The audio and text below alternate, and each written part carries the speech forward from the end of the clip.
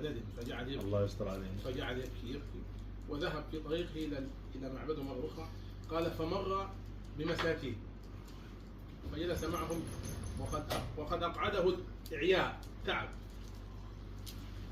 قال فكان المساكين هذول 13 واحد، فكان رجل غني يتعاهدهم كل واحد فيهم له رغيف، فجلس في مقدمته فأخذ رغيفا حتى وصل إلى آخر واحد ما له رغيف، هو جايب لهم 12 رغيف على عدد المساكين يقصوا 13. فقال الأخير قال أين رغيفي؟ قال قد أعطيتكم. قال لا والله ما أخذت شيء. قال فجادله حتى دفعه الرجل قال خلاص ما عندي. قال هو وهو يسمع.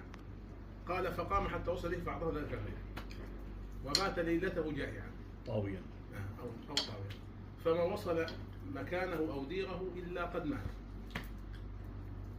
يقول فوزن الله له عبادة 70 سنة ب7 ليالي.